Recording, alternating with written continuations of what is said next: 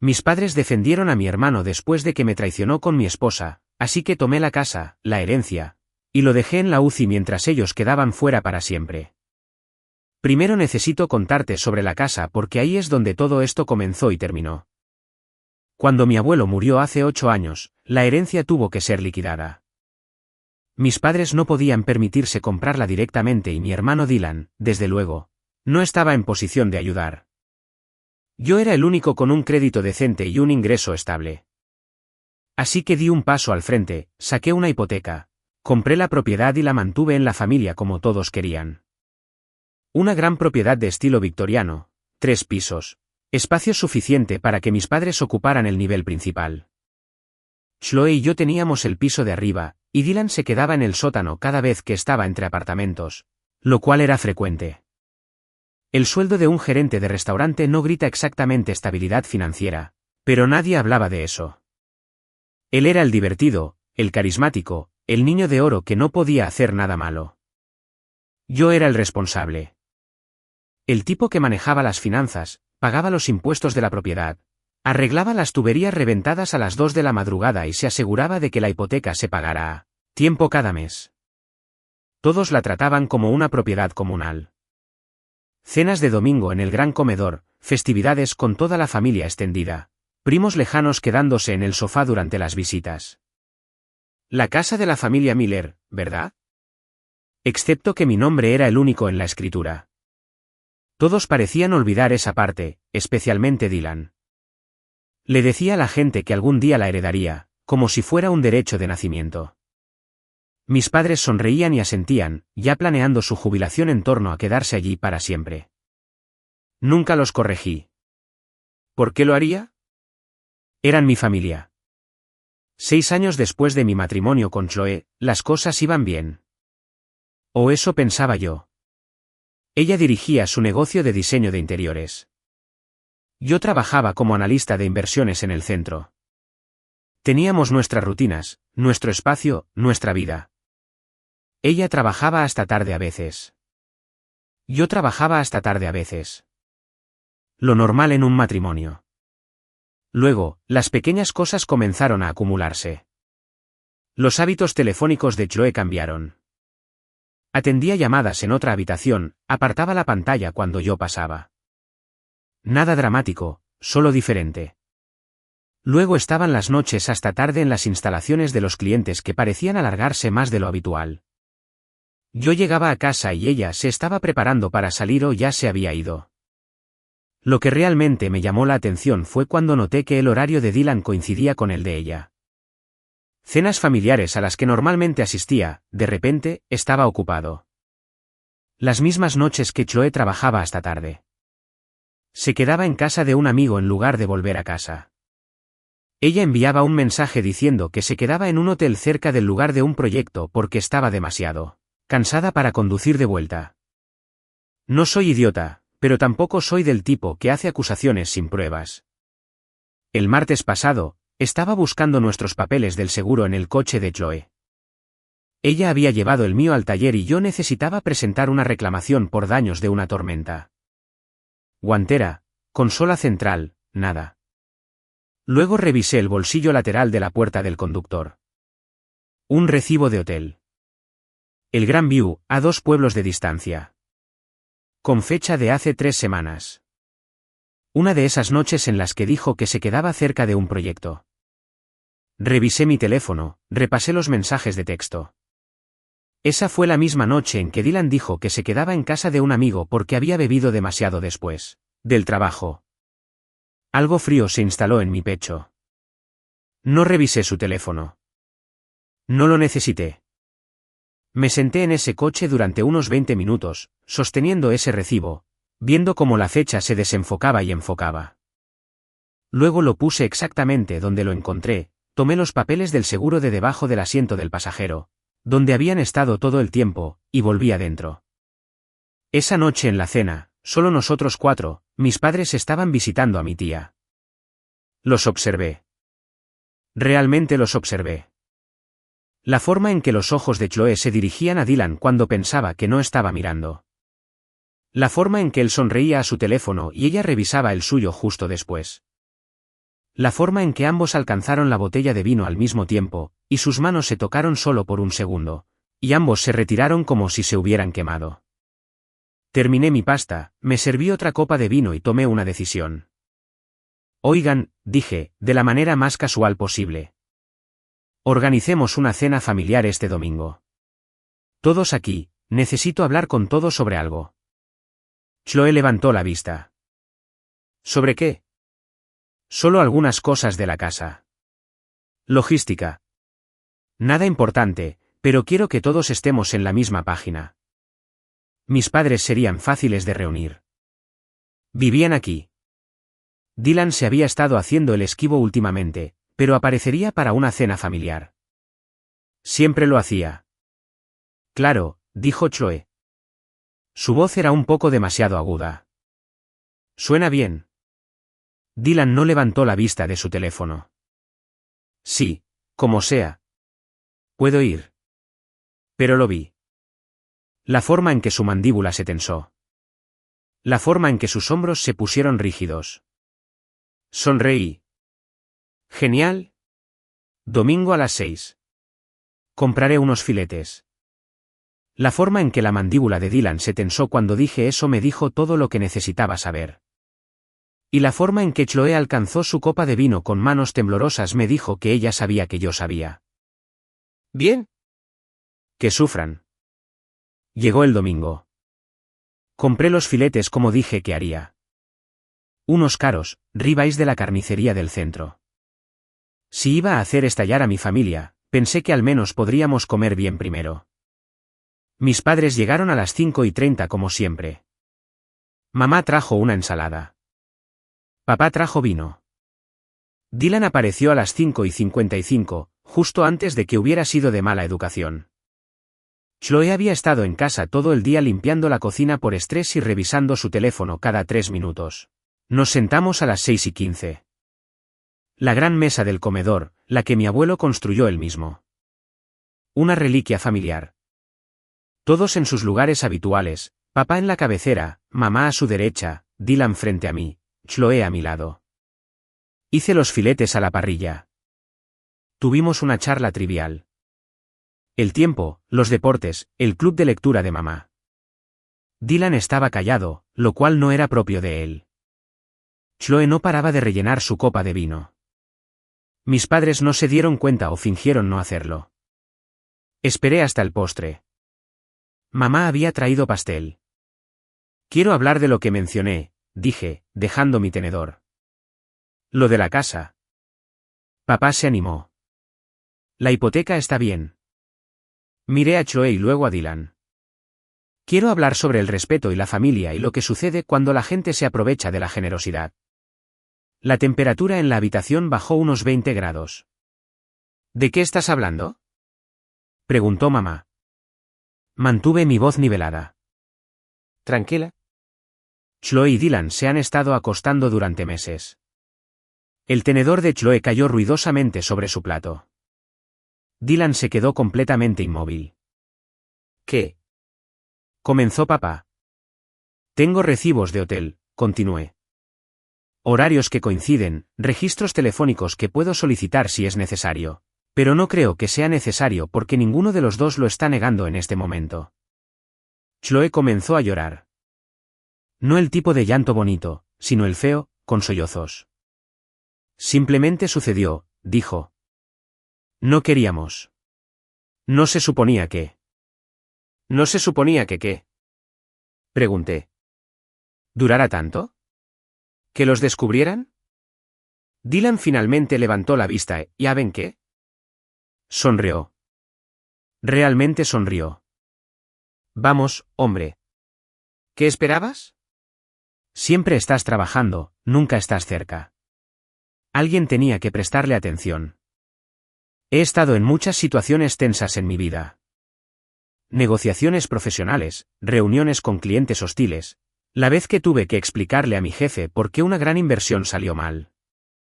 He aprendido a mantener mi rostro neutral, mi voz firme. Esto era diferente. Este era mi hermano, el tipo al que había sacado de deudas de tarjetas de crédito 2 veces, ¿Por quién había CEO firmado un contrato de arrendamiento de un apartamento cuando no tenía crédito? Que había vivido en mi sótano sin pagar alquiler durante los últimos 4 meses. Diciéndome que me había hecho un favor al acostarse con mi esposa. De acuerdo, dije. Eso es lo que necesitaba escuchar. Que todo el mundo se calme.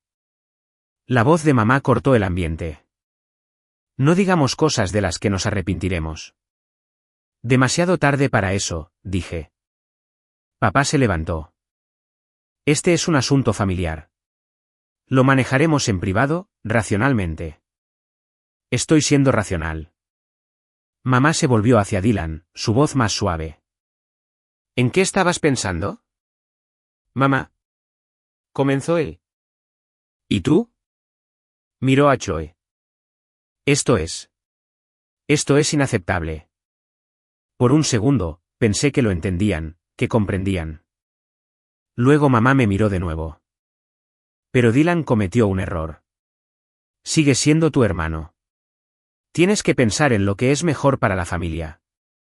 La miré fijamente. ¿Lo que es mejor para la familia? Esta casa, dijo papá, gesticulando a nuestro alrededor. Esta familia, es más grande que un incidente. Todos hemos cometido errores. Un incidente. ¿Sabes a lo que me refiero? No reacciones de forma exagerada. La voz de papá tenía ese tono. El que usaba cuando esperaba que yo obedeciera. Dylan metió la pata. Chloe metió la pata. Pero destruir a la familia por eso. Así no somos nosotros. Mamá asintió. Podemos superar esto. Ir a terapia, pero no puedes simplemente. Necesitas ser la persona más madura aquí. La persona más madura. Miré a Dylan. Me observaba con una expresión como si estuviera calculando si había ganado o no. Como si esto fuera un juego y estuviera esperando a ver qué hacía yo. Miré a Chloe, todavía llorando en sus manos. Miré a mis padres, ya posicionándose como mediadores, como si se tratara de una pequeña disputa familiar que podría suavizarse con suficiente conversación. Tienen razón, dije. Todos se relajaron, solo una fracción, pero lo vi. Tienen toda la razón, continué. Necesito tiempo para pensar. Esto es. Es mucho. Me quedaré en un hotel unos días. Aclarar mi mente. Averiguar cómo seguir adelante. Eso es muy maduro, dijo papá, con el alivio reflejado en su rostro. Mamá cruzó la mesa y me apretó la mano. Ya verás. El tiempo lo cura todo. Somos familia. Eso es lo que importa.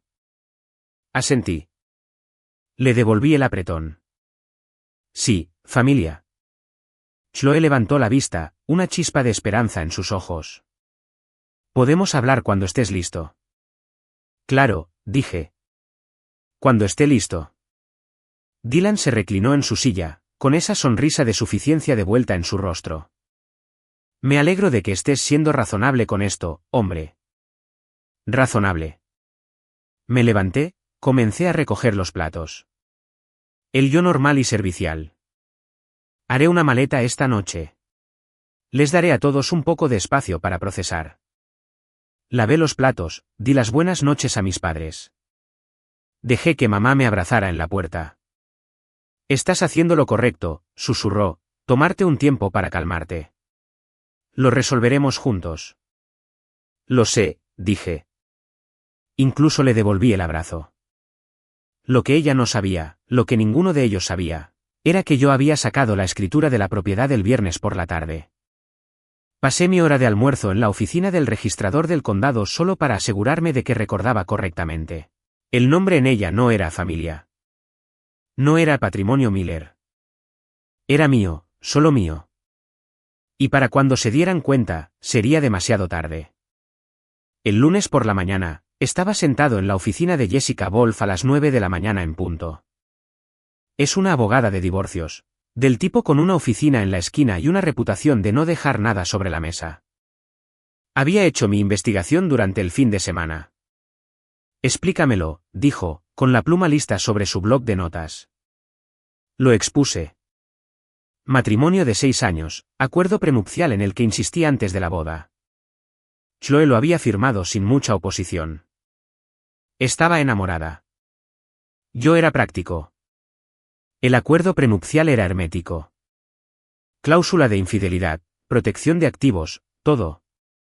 Ella se queda con sus bienes personales, dijo Jessica, escaneando el documento que traje. Ropa, joyas que le regalaste, su coche. Eso es todo. ¿Está bien? ¿Estás seguro de esto? ¿Sin reconciliación?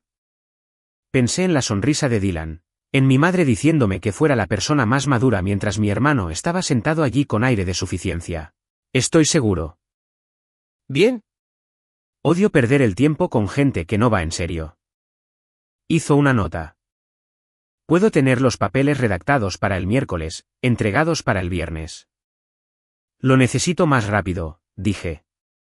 ¿Puedes tenerlos listos para el final del día de hoy? Entregados mañana por la mañana. Levantó la vista. Eso es agresivo. Estoy pagando por agresividad. Ella sonrió. Me gustas. Considéralo hecho. Mi segunda reunión fue a las 11. Marcus C., abogado inmobiliario. Su oficina era más pequeña, pero su tarifa por hora era igual de alta. Háblame de la propiedad, dijo. Victoriana, 3 pisos. La compré hace 8 años cuando se vendió la herencia de mi abuelo. La hipoteca está solo a mi nombre. El título está solo a mi nombre. Mis padres viven allí. Mi esposa vive allí. Mi hermano vive allí. Todos como invitados.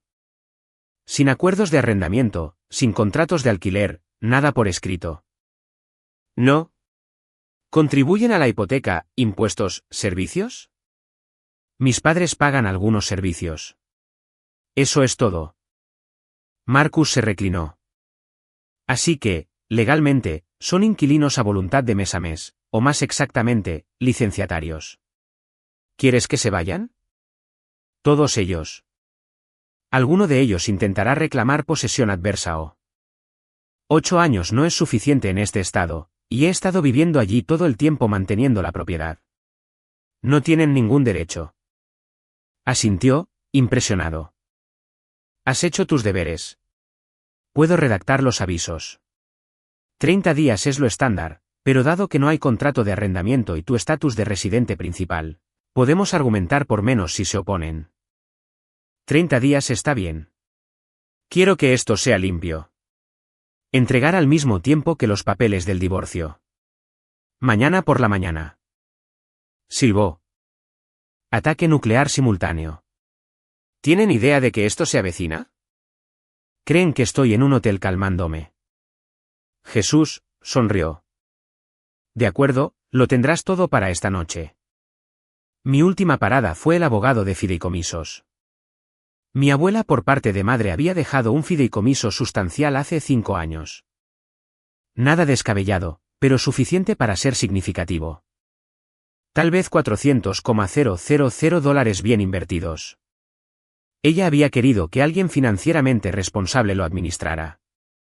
Ese alguien era yo, albacea y fiduciario con pleno poder discrecional sobre las distribuciones. Mis padres fueron nombrados como beneficiarios. También Dylan. Habían estado contando con ese dinero durante años.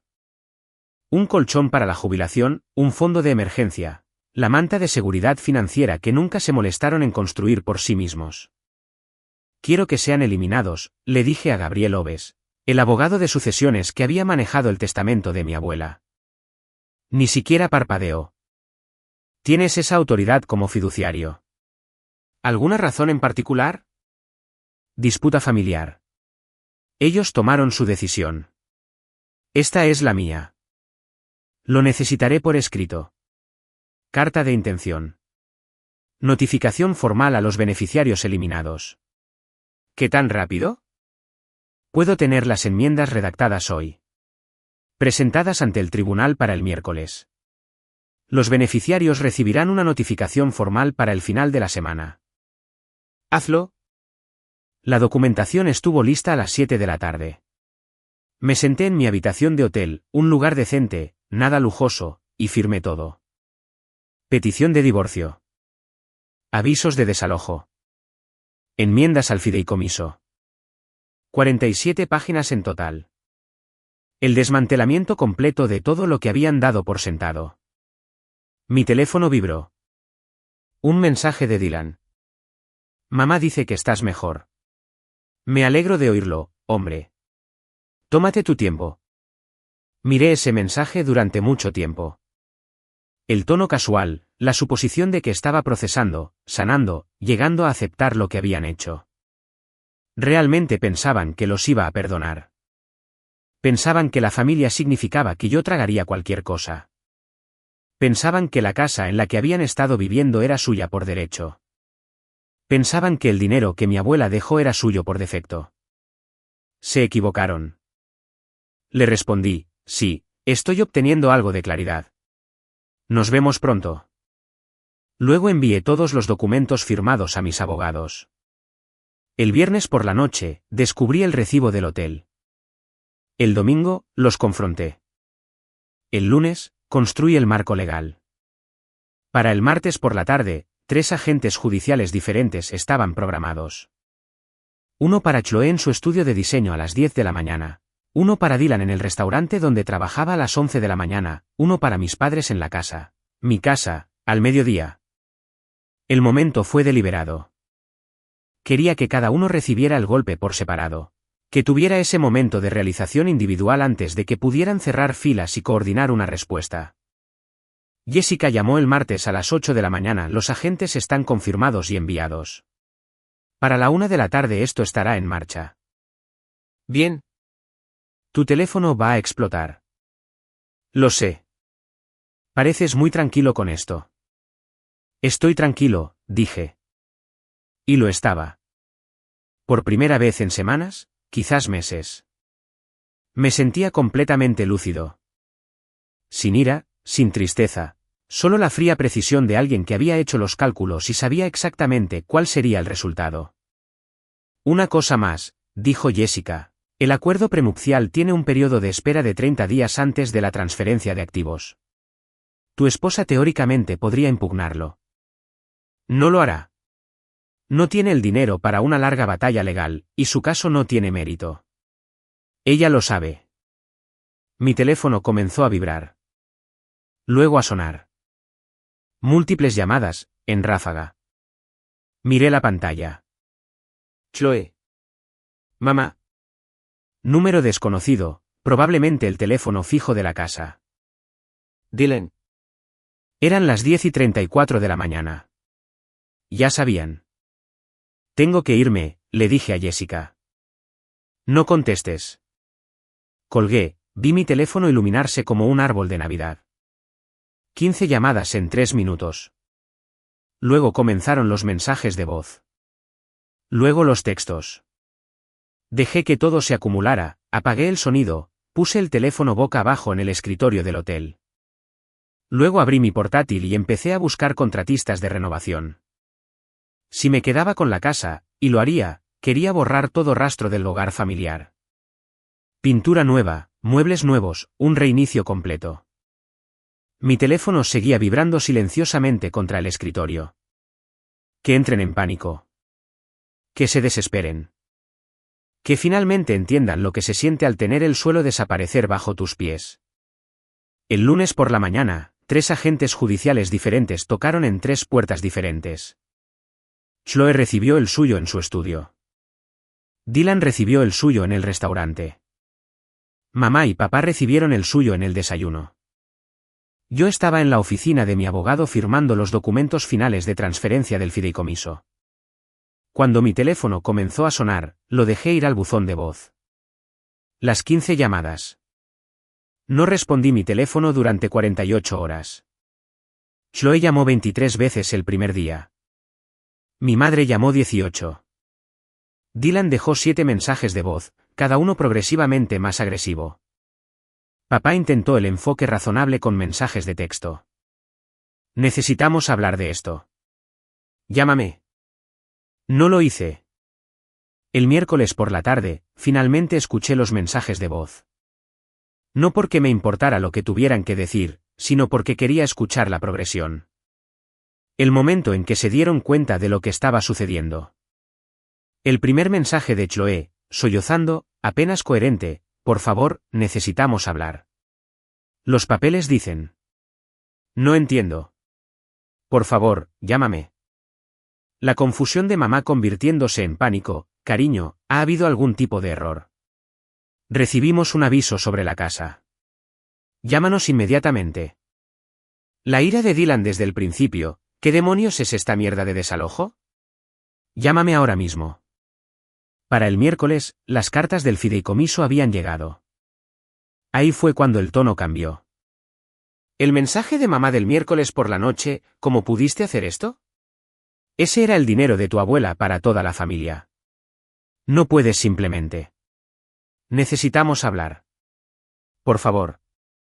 El de Dylan: ¿realmente estás haciendo esto por un error? ¿Eres tan mezquino? Por el amor de Dios, hombre. El de papá: estoy muy decepcionado de ti. No es así como manejamos los problemas familiares. Tu madre está extremadamente molesta. Los borré todos. El jueves por la mañana, aparecieron en el hotel. Estaba en mi segundo café revisando las ofertas de los contratistas cuando escuché el golpe. Luego las voces. Sabemos que estás ahí dentro. La voz de papá, tratando de sonar autoritaria. Caminé hacia la puerta, no la abrí. ¿Qué quieren? Queremos hablar cara a cara, dijo mamá. Como adultos. Estamos hablando ahora. Abre la puerta, exigió papá. No. Silencio. Luego mamá de nuevo, más suave. Cariño, por favor. Resolvámoslo. Somos familia. Tuvieron la oportunidad de actuar como familia, dije a través de la puerta. El domingo por la noche. Eligieron protegerlo a él en su lugar. Es tu hermano. Y ella era mi esposa, y me dijeron que fuera la persona más madura. Así que lo soy. Me estoy retirando de la situación por completo. No puedes simplemente echarnos de nuestra casa. La voz de papá se elevó. No es su casa. Es mi casa. Han estado viviendo allí como invitados. Ahora ya no. Te criamos en esa casa. Mamá estaba llorando ahora. No. Me criaron en la casa del abuelo. Luego él murió y yo la compré. Gran diferencia. Esto es una locura, dijo papá. No puedes simplemente. ¿El dinero del fideicomiso? Se suponía que era para todos nosotros. Se suponía que se distribuiría a mi discreción. Estoy ejerciendo la discreción. Estás siendo cruel, dijo mamá. Casi me río. ¿Estoy siendo cruel? Dylan se acostó con mi esposa en mi casa y ustedes lo defendieron. Pero yo soy el cruel. No es tan simple. En realidad, lo es. Ustedes tomaron su decisión. Yo estoy tomando la mía. Tienen 30 días. Les sugiero que empiecen a empacar. Me alejé de la puerta. Los escuché hablar en susurros urgentes. Luego pasos que se alejaban. El viernes por la noche, estaba cenando de la máquina expendedora, viviendo esa vida de hotel de calidad, cuando apareció Dylan. Lo oí antes de verlo. Voz alta en la recepción, arrastrando las palabras. ¿Qué habitación? Solo díganme qué habitación. El recepcionista decía algo sobre la privacidad de los huéspedes. Dylan se puso más ruidoso. Entré en el vestíbulo. Estoy aquí. Se dio la vuelta. ¿Borracho? Definitivamente borracho. Sus ojos estaban inyectados en sangre, la camisa desabrochada. Esa postura agresiva que adoptaba cuando había bebido demasiado.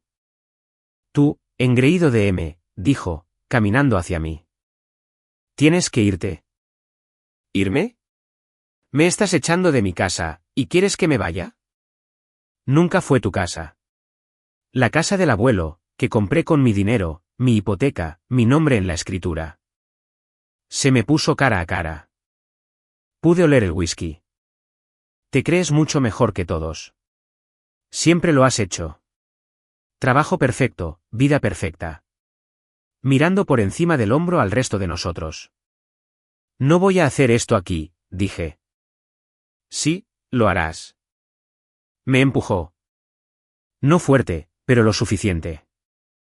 Vas a escucharme por una vez. El recepcionista ya había presionado la alarma silenciosa. La seguridad del hotel, 2 tipos, ambos más grandes que Dylan, llegaron en 30 segundos. Señor, tiene que abandonar la propiedad. Estoy hablando con mi hermano ahora, señor. Dylan intentó pasar por encima de ellos. Mala jugada. Lo sujetaron antes de que pudiera lanzar un puñetazo. Lo sacaron por las puertas delanteras mientras gritaba amenazas por encima de su hombro. Di mi declaración a la policía local cuando llegaron. Presenté una queja formal. El oficial me dio los papeles para una orden de alejamiento. Dado su comportamiento y su disputa legal en curso, dijo el oficial, recomendaría presentarla. Más vale prevenir que lamentar. La presenté el sábado por la mañana. Los siguientes 28 días fueron tranquilos. Mis abogados manejaron la comunicación. El chat grupal de la familia, que había silenciado, aparentemente explotó. Primos, tías, tíos, todos opinando. Me enteré de ello de segunda mano por mi único primo que me había enviado un mensaje de texto en privado. No sé toda la historia, pero tus padres le están diciendo a todo el mundo que te has vuelto loco. Que hablen.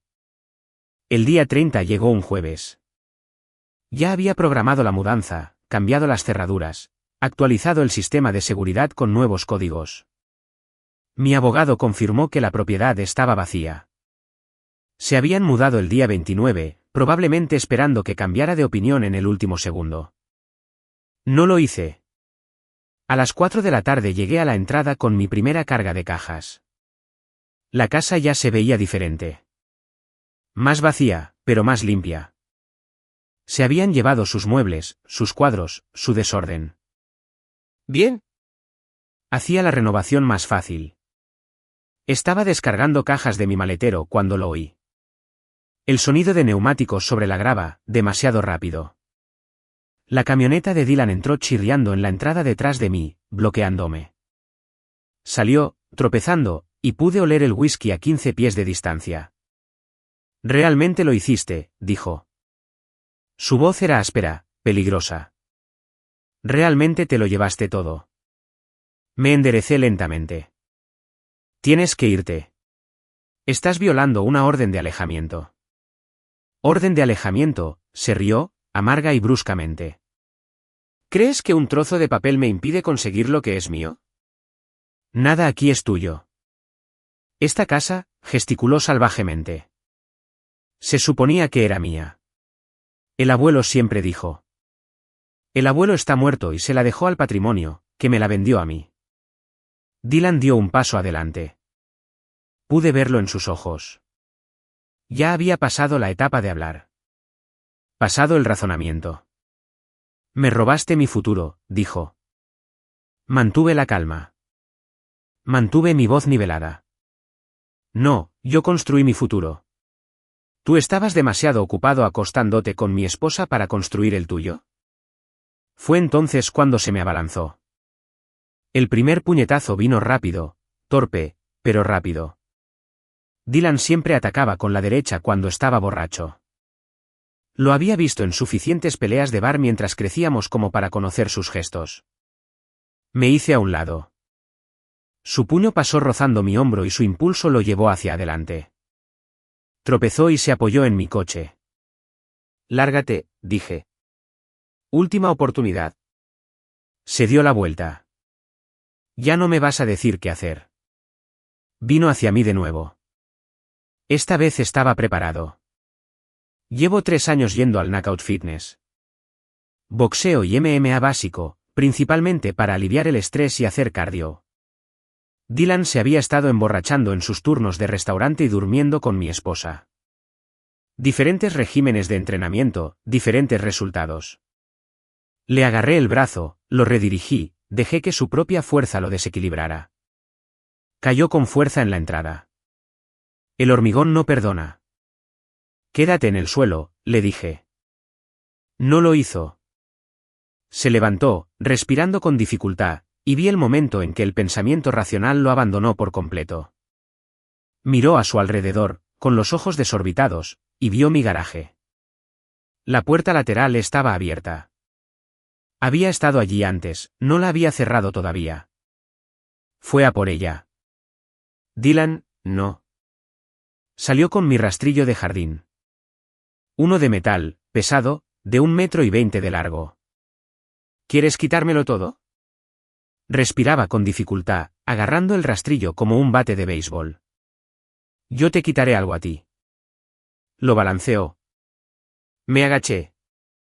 El rastrillo silbó sobre mi cabeza y se estrelló contra la ventanilla de mi coche. El cristal explotó. La señora Peterson, de la casa de al lado, gritó. La oí. Estoy llamando a la policía. Dylan volvió a balancearlo. Me moví dentro de su alcance, agarré el mango del rastrillo, lo retorcí. Él se aferró. Luchamos por él, forcejeando, y podía oír su respiración, oler el alcohol que sudaba. Suéltalo, gritó. Tiré con fuerza. Perdió el agarre. El impulso lo envió hacia atrás, y el rastrillo vino conmigo. Lo lancé hacia el césped, lejos de ambos. Cargó. Sin arma, solo furia. Me golpeó en las costillas con el hombro y ambos caímos. Me dio un puñetazo, me alcanzó en la mandíbula, me giró la cabeza hacia un lado. Luego levanté la rodilla, lo empujé y ambos nos pusimos de pie a trompicones. Dylan, para. Volvió a agarrar el rastrillo, lo tuvo en sus manos, lo levantó sobre su cabeza como un hacha, y fue entonces cuando dejé de contenerme. Me acerqué, le di un puñetazo en el plexo solar. Todo el aire salió de él en un solo sonido. El rastrillo cayó. Se dobló y le barrí las piernas. Cayó con fuerza. La segunda vez que golpeaba el hormigón, pero esta vez aterrizó mal. Oí el crujido. Gritó, se giró de lado, acunando su brazo. El antebrazo estaba doblado en un ángulo que no era natural. No te muevas, le dije. ¿Te has roto algo? Tú. Me rompiste el brazo. Tú me atacaste con un arma. Quédate en el suelo. Intentó levantarse de todos modos. Se puso de rodillas, con el brazo colgando, y vi el momento en que la adrenalina ya no podía cubrir el dolor. Su rostro se puso blanco. Se tambaleó. Luego se desplomó. Las sirenas ya se acercaban.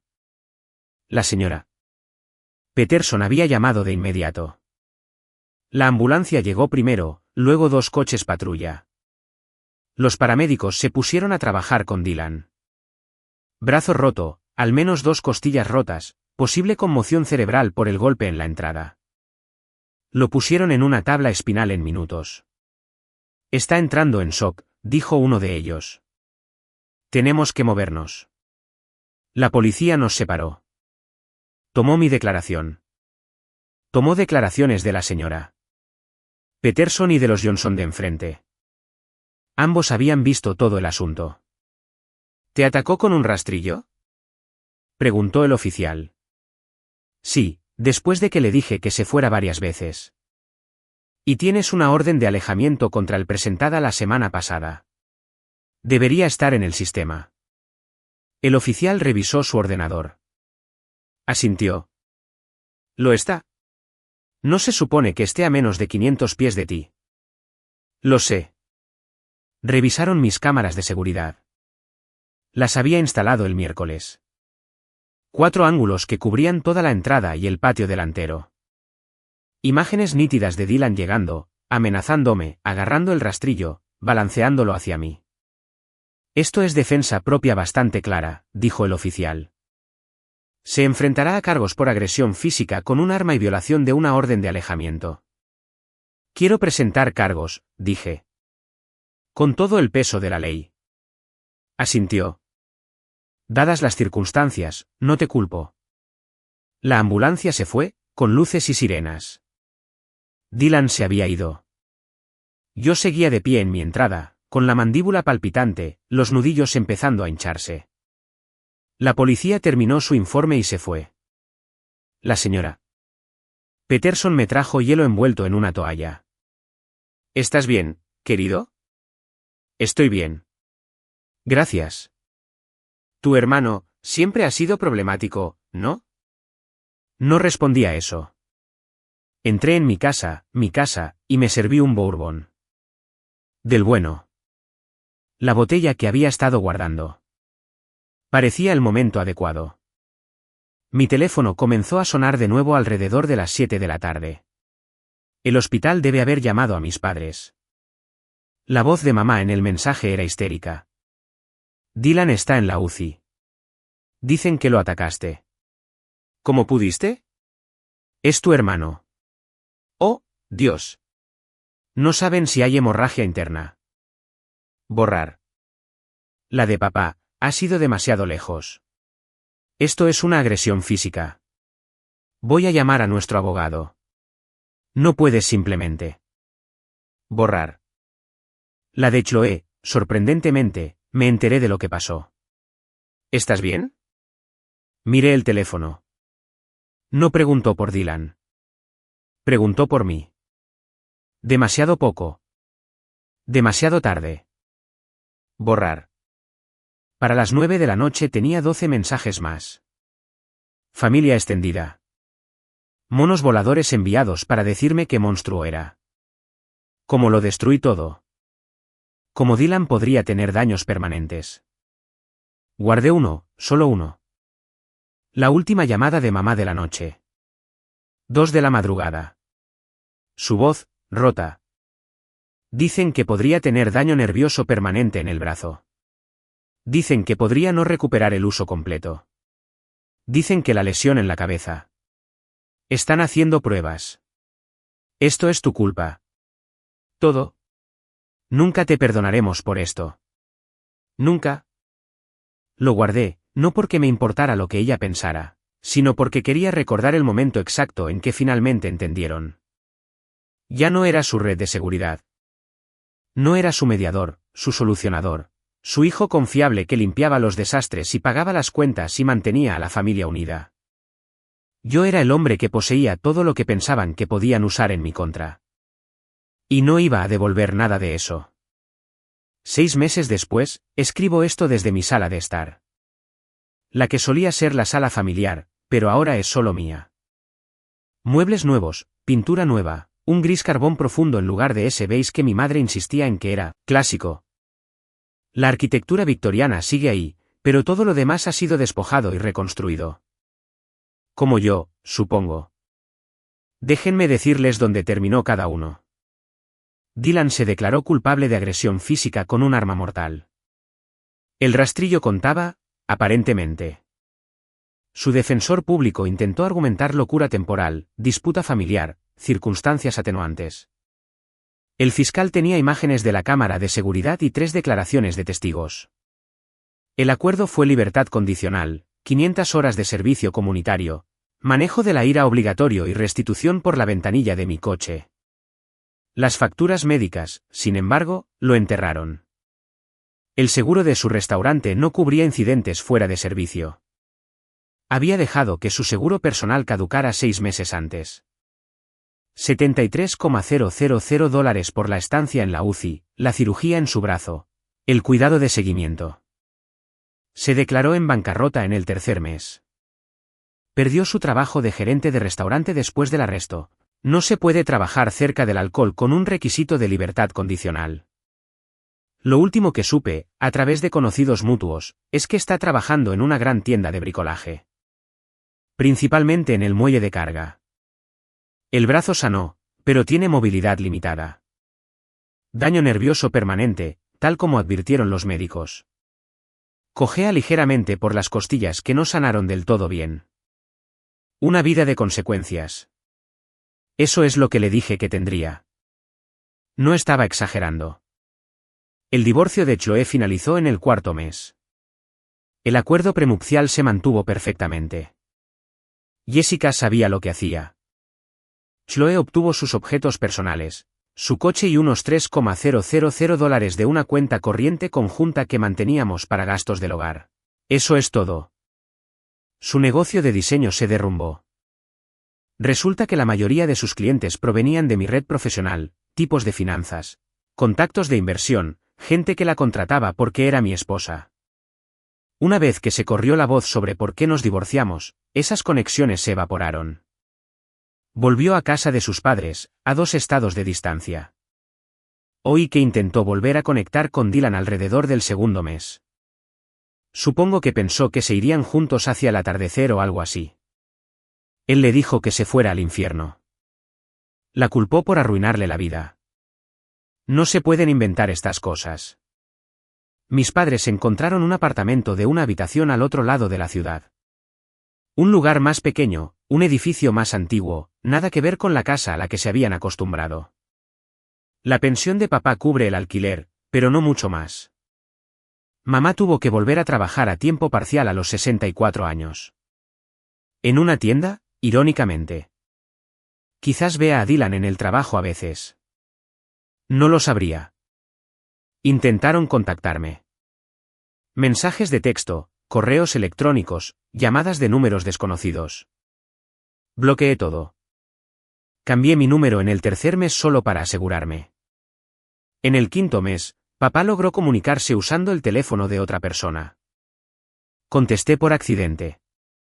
Tu madre está en el hospital, dijo. Sin saludo, solo eso. Problemas cardíacos, inducidos por el estrés. Los médicos dicen. Siento oír eso, dije. Y lo sentía, de una manera abstracta. Sientes pena cuando escuchas que alguien tiene problemas de salud. Esto es tu culpa. No, dije, esto es culpa de ustedes. Eligieron proteger a la persona que me traicionó. Me dijeron que pensara en la familia mientras defendían a alguien que destruyó la mía. Eso es cosa de ustedes. Seguimos siendo tus padres. Ustedes eran mis padres. Ahora solo son personas que solía conocer. Espero que mamá se recupere, pero no iré a visitarla y no voy a cambiar de opinión. Adiós. Colgué. Bloqueé ese número también. La gente pregunta si me siento culpable. Si me quedo despierto por la noche pensando en ello. No lo hago. Duermo mejor ahora que en años. No me despierto preguntándome quién me está usando. No recibo llamadas exigiendo que solucione los problemas de otra persona. No asisto a cenas donde se espera que esté agradecido por ser faltado al respeto. Estoy saliendo de nuevo. Se llama Sofía. Es contadora en una firma diferente. La conocí en un evento de networking. Vamos despacio. Ella conoce toda la historia. En nuestra tercera cita, se lo conté todo. Pensé que merecía saber en qué se estaba metiendo. Bien, dijo. Alguien que aguantara eso no es alguien con quien me gustaría salir de todos modos. Sí, me gusta. El trabajo va bien. Me ascendieron, de hecho. Resulta que cuando no estás constantemente gestionando el drama familiar, tienes más energía mental para tu carrera. ¿Quién lo diría? He vuelto a conectar con amigos que había descuidado. Empecé a jugar al baloncesto de nuevo los domingos. Hice un viaje a Colorado el mes pasado. Solo hice una maleta y me fui. Sin nadie a quien consultar. Sin nadie a quien pedir permiso. La casa es mía. Silenciosa, pacífica, exactamente lo que necesito. Algunas personas dirán que fui demasiado lejos. Que la familia debe perdonar. Que la sangre es más espesa que el agua. Pero aquí está la cosa, el perdón no significa quedarse. No significa dar a la gente más oportunidades para hacerte daño. No significa prenderte fuego para mantenerlos calientes. Pensaban que la familia significaba que yo toleraría cualquier cosa. Pensaban que los necesitaba más de lo que ellos me necesitaban a mí. Pensaban que siempre sería el responsable que limpiaba los desastres, pagaba las cuentas y mantenía todo unido sin importar qué. Estaban equivocados. Yo no destruí a la familia. Ellos lo hicieron. Simplemente me negué a hundirme con ellos. Ellos lo eligieron a él. Yo elegí la finalidad. Y me marché siendo dueño de todo lo que pensaban que podían usar en mi contra. Sin remordimientos, sin mirar atrás. Solo yo, mi casa y la paz que proviene de cortar la podredumbre antes de que se extienda. ¿La familia primero? Claro. Pero ahora yo soy mi familia, y me va muy bien.